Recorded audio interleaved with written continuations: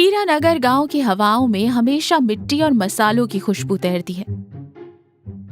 यहाँ प्रमोद की एक छोटी सी दुकान है जिसके समोसे पूरे गांव में मशहूर होते हैं, लेकिन एक छोटी सी परेशानी भी है। सिंधु झुंझलाते हुए कहती है, अजी सुनते हो, आज फिर से सेठ दीनानाथ के यहाँ से समोसे वापस आ गए। कह रहे थे कि प्रमोद के समोसे खाकर ऐसा लगता है जैसे रेगिस्तान में बिना पानी के सफर कर रहे हो। इतने सूखे समोसे कौन बनाता है जी? प्रमोद समोसा निकालते हुए कहता है, अरे सिंधु, तुम क्या जानो कला को। मेरा समोसा बाहर से सख्त और अंदर से नरम होता है, नारियल की तरह। तभी प्रेम दुकान पर आता है, पेट सहलाते हुए। प्रमोद भैया, एक समोसा देना, जरा बिना चटनी के। बिना चटनी के? क्यों प्रेम, आज दांत मजबूत करने का इरादा है क्या? अरे नहीं भौजी, कल मिश्रा जी कह रहे थे कि प्रमोद के समोसे चबाने से मसूड़ों की कसरत अच्छी हो जाती है। मैंने सोचा आज मैं भी जिम कर लूं। यार प्रेम, तू भी मजे ले रहा है। मुझे कुछ ऐसा बनाना होगा जो पूरे हीरानगर गांव में किसी ने ना खाया हो, एकदम रसीला, चटकदार। प्रमोद और प्रेम बरगद के पेड़ के नीचे बैठे हैं। मिश्रा जी हाथ में छाता लिए टहलते हुए वहां पहुंचते हैं। क्या बात है प्रमोद, आज कढ़ाई ठंडी छोड़कर यहाँ पेड़ के नीचे तपस्या कर रहे हो? प्रमोद हाथ जोड़कर कहता है, प्रणाम मिश्रा जी, बस सोच रहा हूँ कि कल गांव वालों को एक दावत दूं, कुछ नया खिलाना चाहता हूँ। मिश्रा जी हंसते हुए कहते, दावत तुम्हारे सूखे समोसों की?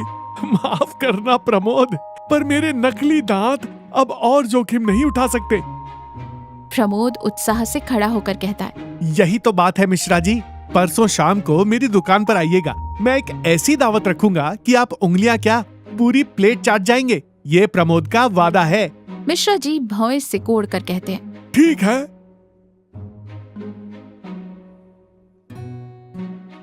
प्रमोद परेशान होकर रसोई में टहल रहा है।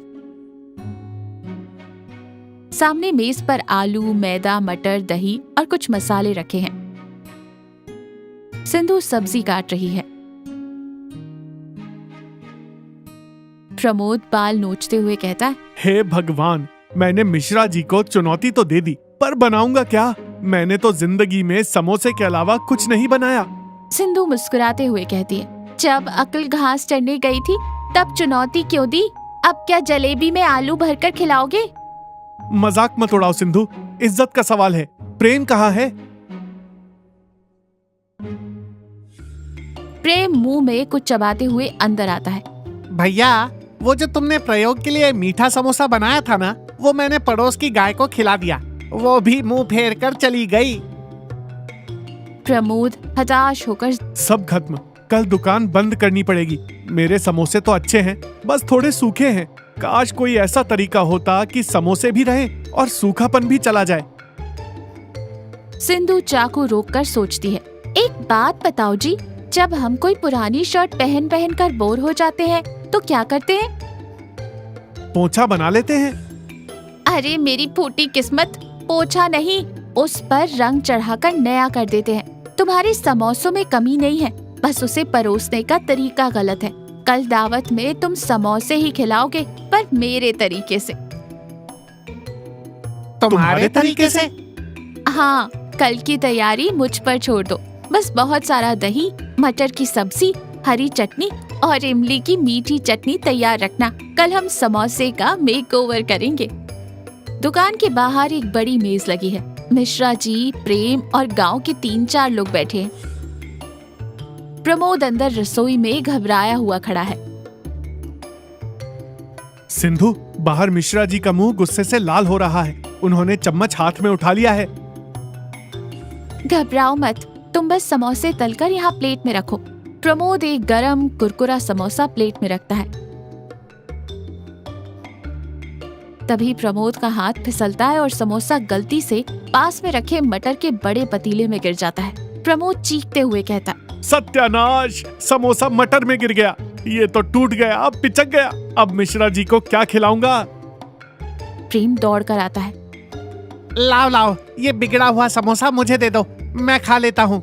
सिंधु प्रेम का हाथ झटकते हुए कहती है, रुको।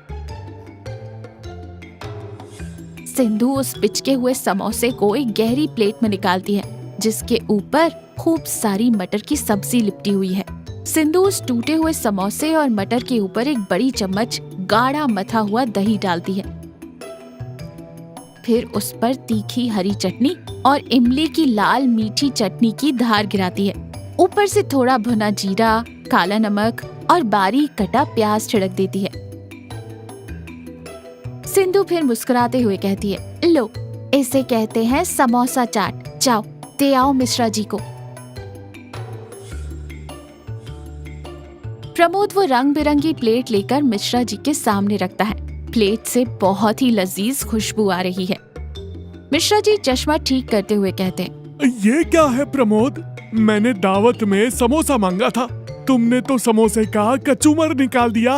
पूरी दुकान में सन्नाटा छा जाता है। प्रमोद ने डर के मारे आंखें बंद कर ली हैं। सिंधु दरवाजे के पीछे से देख रही है। मिश्रा जी चम्मच से थोड़ा सा टूटा हुआ समोसा, दही, चटनी और मटर एक साथ उठाते हैं और मुंह में रखते हैं। मिश्रा जी चबाते हैं। 1 सेकेंड, 2 सेकेंड, 3 सेकेंड, उनके चेहरे के भाव बदलते हैं। आंखें बड़ी हो जाती हैं। प्रमोद डरा हुआ है। मुझे माफ कर दीजिए मिश्रा जी, वो गलती से। मिश्रा जी हाथ उठाकर प्रमोद को चुप कराते हैं। फिर वो एक और बड़ा चम्मच खाते हैं, फिर एक और। अरे प्रमोद! उनकी आंखों में हल्की सी चमक है। जी, पगले, इतने साल से ये स्वर्ग जैसा स्वाद कहाँ छुपा रखा था? जब समोसे का कुरकुरापन, मटर की गर्माहट, दही की ठंडक और चटनी का तीखा मीठा स्वाद एक साथ मुंह में फूटता है ना, तो लगता है जैसे मुंह के अंदर दिवाली मन रही हो। ये सूखा नहीं, ये तो रसों का राजा है। क्या नाम है इसका? प्रमोद राहत की सांस लेते हुए सीना चौड़ा करते हुए कहता है, जी, इसे कहते हैं समोसा चाट, और इसे मैंने नहीं, मेरी पत्नी सिंधु ने बनाया है।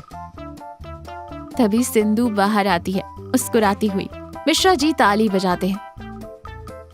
कमाल कर दिया बहू, तुमने प्रमोद की सबसे बड़ी कमजोरी को ही उसकी सबसे बड़ी ताकत बना दिया। प्रेम अपनी खाली प्लेट आगे बढ़ाता है। तो क्या अब मुझे भी स्वर्ग के दर्शन होंगे? एक प्लेट यहाँ भी लगा दो। सब जोर से हंसते हैं।